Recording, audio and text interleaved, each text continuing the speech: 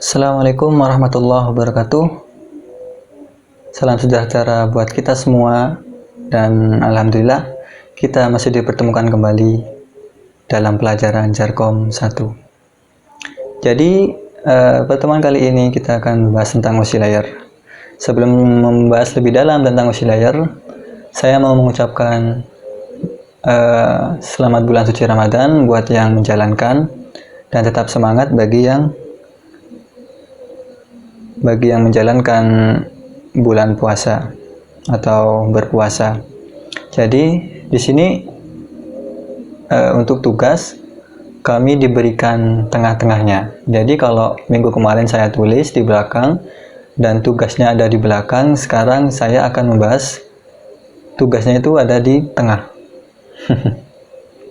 Oke, baik.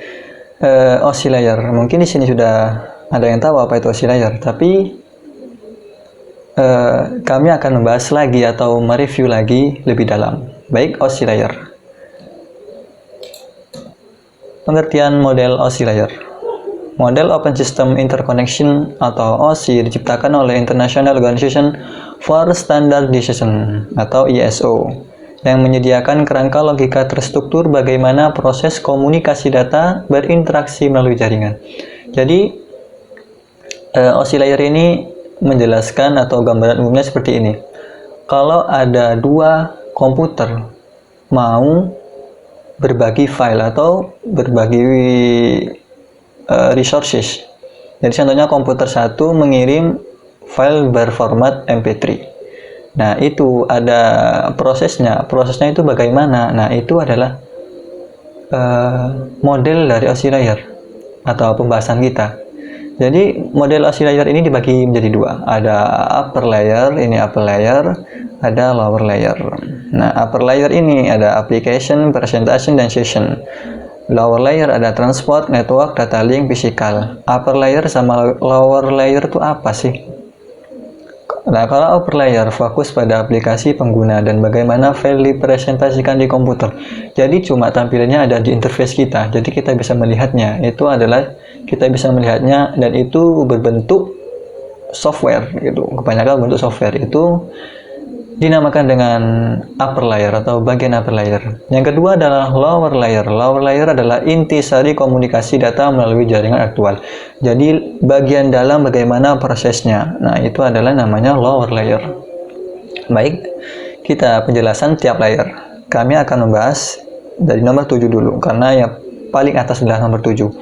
Application layer merupakan layer di mana terjadi interaksi antar muka atau end user dengan aplikasi yang bekerja menggunakan fungsionalitas jaringan, melakukan bagaimana aplikasi ini bekerja, kemudian memberi pesan ketika terjadi kesalahan. Nah, jadi application layer ini adalah tatapan awal muka kita. Contohnya yaitu HTTP, FTP, email, itu dinamakan dengan application layer. Karena apa? Pada saat kita pertama kali mau mentransfer, itu aplikasi yang pertama adalah itu namanya application layer. Baik, udah paham kan? Ini mungkin udah gampang. Yang selanjutnya adalah presentation layer. Presentation layer merupakan layer yang memiliki tugas utama untuk enkripsi dan kompresi serta menerjemah tipe data atau format data. Jadi kan kalau kita mengirim sebuah file berformat MP3, JPEG, PNG, MP4, dan lain-lain, itu akan dikompresi atau diterjemah apakah ini JPEG, apakah ini MP3. Contohnya saja kalau tidak ada presentation layer ini, contohnya komputer satu mengirim MP3, alhasil kita di komputer 2 kebacanya JPEG, ini kan jauh. Nah, makanya itu ada namanya sesi presentation layer.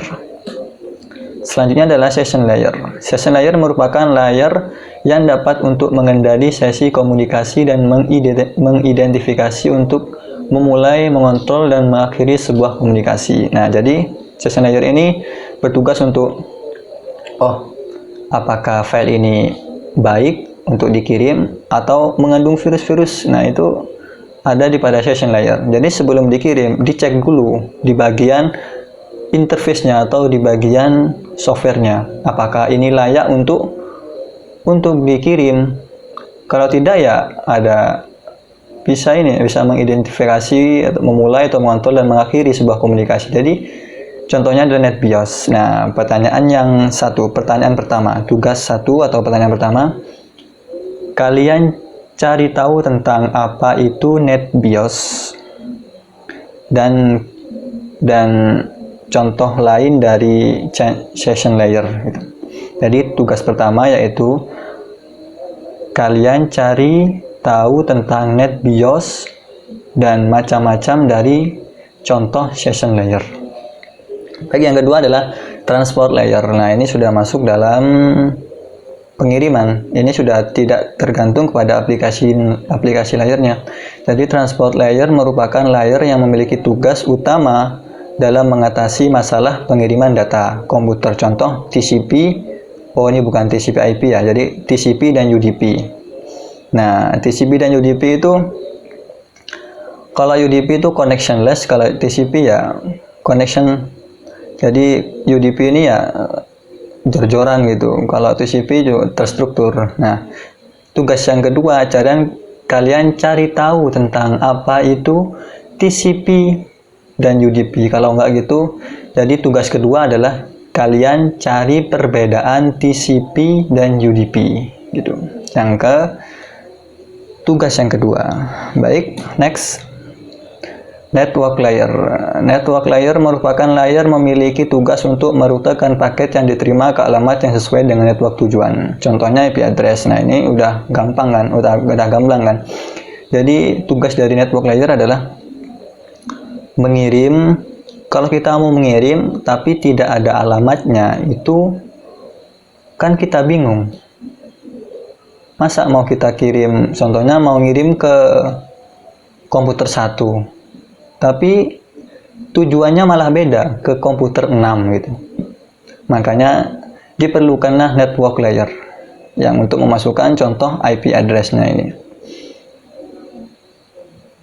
Selanjutnya adalah data link layer. Data link layer adalah layer yang berfungsi untuk memeriksa kesalahan pada transmisi fisik. Jadi sebelum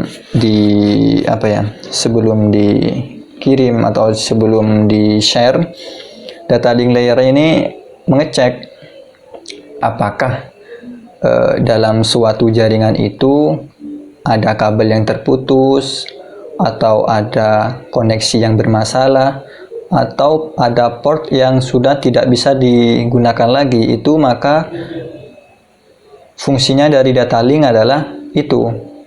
Jadi contohnya IEEE 802 frame relay gitulah, pokoknya itu. Jadi yang tugas ketiga adalah kalian cari tahu tentang ini, karena saya belum tahu ini. Contoh IEEE ini dan frame relay. Itu yang tugas yang ketiga. Dan yang terakhir, physical layer. Physical layer merupakan model referensi yang berada paling bawah. Layer ini berhubungan langsung dengan fisik. Nah, ini udah paham semua. Jadi ini sudah berhubungan dengan fisik. Contohnya ya LAN card, kabel LAN, wireless LAN, dan lain-lain. Jadi ini berhubungan dengan fisik. Namanya aja sudah physical layer gitu. Nah, cara kerja dari OSI layer. Contohnya saya akan mengirim sebuah data MP3 komputer 1 ke komputer 2. Transmisi data lewat application dulu. Tadi kan aplikasinya, terus diterjemahkan lagi apakah ini berbentuk JPEG, MP3 atau lain-lain. Lalu session ini apakah file ini layak untuk diteruskan apa enggak. Nah, itu ada di session. Terus transport ini awal mulanya apakah menggunakan UDP atau TCP gitu.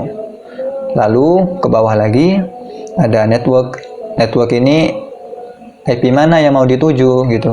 Nah, ini adalah tujuan dari network. Yang selanjutnya adalah data link. Data link ini ya kayak tadi, apakah fisiknya sudah siap apa enggak. Kalau belum siap ya jangan dilanjutkan. Nah, sedangkan yang terakhir adalah physical. Physical ini sudah bergantung kepada perangkat gitu. Nah, terus habis itu ini kan ke physical dulu, terus ke data link. Data link habis itu oh ini juga aman juga, oke lanjut. Terus ke network. Oh, apakah networknya ini sama sama yang ditujukan oleh komputer 1 ternyata sama, lanjut transport. Apakah ini bertujuan UDP juga filenya? Oh ya, UDP, oke, lanjut. Nah, masuk ke session, apakah siap diterima? Apakah ada virusnya? Nah, itu lanjutkan lagi. Terus presentation, apakah berbentuk MP3 atau enggak? Nah, itu akan dilanjutkan. Terus berbentuk lagi dalam aplikasi. Nah, gitu cara kerja dari OSI layer. Nah, gitu. Mungkin ini yang bisa saya sampaikan. Dan tugasnya ada 3 ya.